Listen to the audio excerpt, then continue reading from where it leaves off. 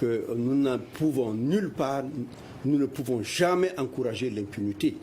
Il faut que les auteurs de ces massacres-là, qu'ils soient Dogon ou Peul, qu'ils soient poursuivis. Et principalement, la milice d'Anna Amassagou qui vient d'être dissoute par l'État. Parce que la forme de cette milice fait que l'État d'ailleurs a tardé à la dissoudre. Dès que cette forme où on a un chef d'état-major, un chef d'état-major adjoint, un chef de service de renseignement, un chef de la logistique et des commandants de zone, ça a la forme d'une milice criminelle, ça a la forme d'une organisation criminelle, l'État devrait le dissoudre. Mais maintenant que l'État se ressaisisse, c'est à la suite de son action sur Ogossagou. Et nous attendons et nous suivons ça de très près, que les poursuites soient exercées. Dieu merci, ce n'est pas que les procureurs ne pensez-vous pas que ce sont toutes les milices qui doivent être dissoutes? Toutes les milices. Toutes les milices. Moi, je ne fais pas de distinguo. Une milice, c'est une milice. Une milice, c'est une négation. Qu'elle soit du centre ou du nord, l'État doit prendre en main sa responsabilité et dissoudre toutes les milices. Êtes-vous d'accord pour la dissolution de toutes les milices? 18 milices Peul. Peut-être il y a des racketteurs.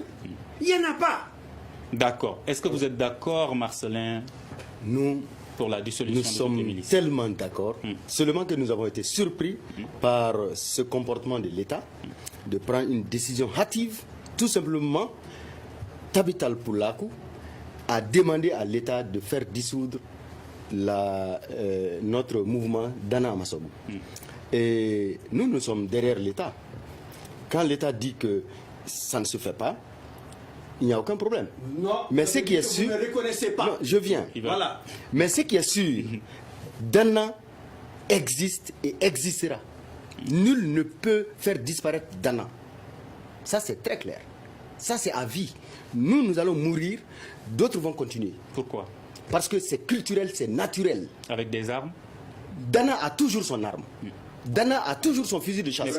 Pour la stabilité, nous n'avons pas. Est-ce que vous n'êtes pas d'accord de déposer les armes? Les armes, c'est ce que je vous dis. C'est nous qui avons demandé de déposer les armes. C'est nous qui avons déposé les armes.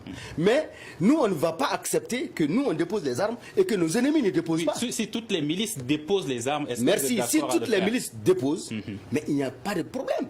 Demain matin, nous serons les premiers à prendre toutes nos armes et aller déposer pour le cantonnement. Nous avons demandé ça il y a longtemps. Ça a tardé à venir. Et pendant que nous sommes en train de faire, de l'autre côté, les gens sont en train de faire venir d'autres personnes pour venir nous éliminer, d'armer davantage les gens et de nous attaquer. À l'heure où je vous parle tout de suite, il y a une grande colonne qui a quitté la zone du Massina. Ils sont en train de partir au pays de Gon. Et nous avons informé les autorités. Ce matin, il y a eu 2 mines sautées avec nos populations qui partaient à Madougou, dans sa zone. Vous, quelles sont les autres solutions que vous préconisez, Maître Bari? Une des solutions, d'ailleurs qu'on avait indiquée à l'État depuis longtemps, les populations déplacées, c'est de les faire repartir dans leurs sites en les précédant de moins, notamment en termes de sécurité, en termes d'assistance alimentaire, et pour les permettre de retourner sur leurs terres et de cultiver. C'est la première action. Si cette action de l'État réussit, tout s'arrête. Parce que dans le dessein de l'autre, dans l'objectif de l'autre, c'est de faire partir la communauté Peul. Dès l'instant qu'ils se rendent compte que cet objectif ne peut être atteint, tout s'arrête. Ça, je vous le dis. Et l'État s'était engagé à cela. J'étais présent à une réunion où cela avait été décidé. Dans la même nuit que la décision a été prise, un village Peul a été brûlé. Bon, si vous pensez que vous pouvez retourner, c'est que le village existe. C'est que le village existe. On a vu tout ça. Tout ça a été constaté. D'accord. Le dialogue est également essentiel dans ce processus. Est-ce que vous, représentant de Tabital Poulakou ici à Bamako, vous avez tenté de dialoguer avec les représentants de Dana Amassagou, par exemple? Non, nous n'avons pas tenté dedans parce que voilà Gengere qui avait souhaité même que Youssouf Toloba et moi qu'on ait des discussions. Je l'ai dit au président de la République. Ça s'est limité ici. Il dit jamais Youssouf Toloba vous échangez. Ça s'est limité à la simple parole. Je l'ai dit au président de la République, peut-être que dans les prochains jours, je rencontrerai Youssouf Toloba. Mais ça pourquoi vous n'êtes pas... C'est lui qui ne l'a pas amené. Okay.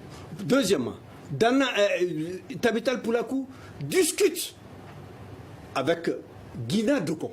Et je ne pense pas qu'il y ait des avis contraires, qu'il y ait une contradiction fondamentale dans leur démarche.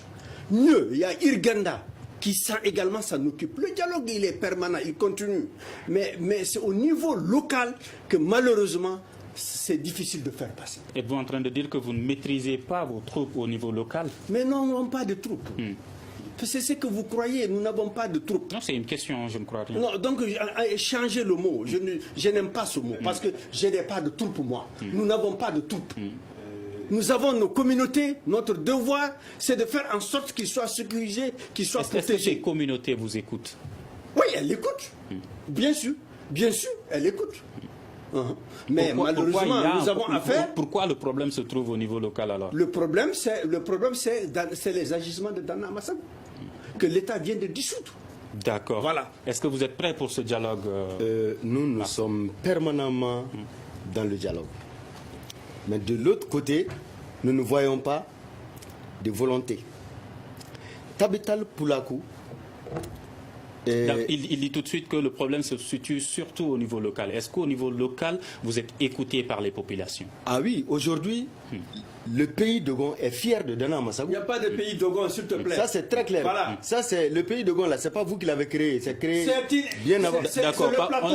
On est toujours dans le plateau. Vous voyez maintenant la solution. Oui, c'est ce qui vous a mis. C'est effectivement, c'est ce qui a habité leur tête. Oui, excusez-moi. Il n'y en a pas. Que faut-il aujourd'hui? Il n'y a pas de pays Dogon. Est-ce que vous vous engagez à un dialogue dans les prochains jours? Parce que vous avez cru que c'est pour vous. Maître Barry va répondre. Effectivement, c'est pour nous. C'est pas pour vous? Si. Vous êtes nos peuls. Toi, Barry, là, tu es mon peul. Moi, je ne suis pas ton peul. Tu étais sur la falaise. C'est parce que tu m'as vu en bas que tu étais sur. Tu es mon peul. Non, c'est parce que vous avez vu les peuls en bas que vous étiez. Toi, tu n'as même pas d'animaux. Ce sont des animaux de gardent. Alors, leur présence là-bas, c'est juste pour être nos bergers. Oui, d'accord. Tu comprends? Ce sont nos bergers que nous avons à côté de nous. Justement, aujourd'hui, est-ce que vous vous engagez à dialoguer pour qu'on trouve une solution à cette situation?